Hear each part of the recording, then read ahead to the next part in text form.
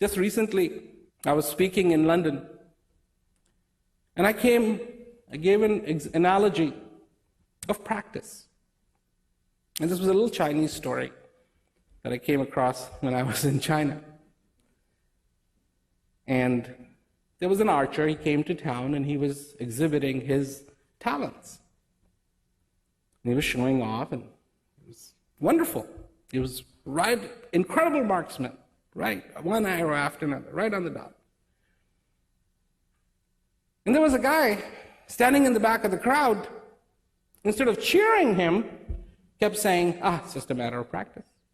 Just a matter of practice. Just a matter of practice. Well, certainly this archer thought a lot of himself and did not like this comment. He was expecting praise, and he did not like the comment. Just a matter of practice. Just a matter of practice. So he got fairly turned off and went over to the guy and said, "What do you mean?" Really upset. "What do you mean it's a matter of practice? Can you do what I can do?" He goes, "Well, no. But let me show you something." And so and because this guy used to sell oil, he took a bottle which had a very narrow opening, long tube, and then a bowl at the bottom. And he was able to take this big container of oil and pour the oil where it went right through that little opening, right through that bottle, and not a drop spilled. And he looked at the archer and says, "Can you do that?" And the archer realized that no, he couldn't do that. He hadn't had any practice doing that. And he goes, "I can't shoot the arrows like you, but you can't pour the oil like me. It's a matter of practice." Now, what's the point of telling that story?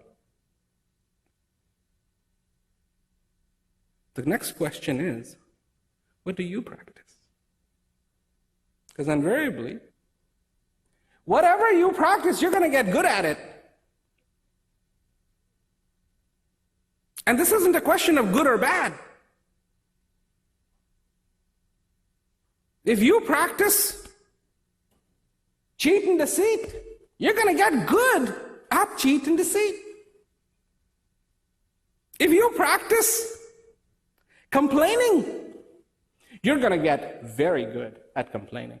I mean, you will be able to complain about everything without batting an eye or having a second thought. It will be a flow. When all your friends are standing there, looking at the big harvest moon, beautiful night, and everybody in almost tears and in awe of this beautiful, beautiful evening, you'll be able to pull out of your hat, without a second thought, something to complain about. Yeah, but it's so dark.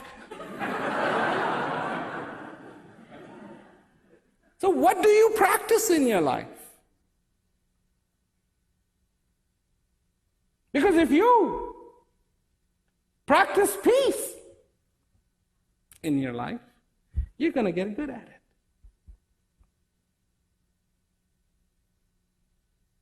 You're going to get very good at it. If you practice joy in your life, you're going to get very good at it.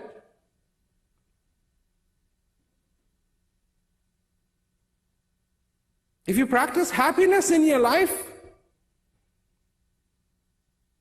you're going to get very, very good at it. If you practice knowing yourself,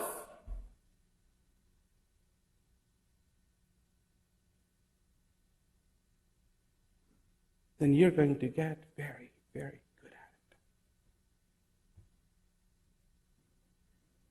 And you will know who you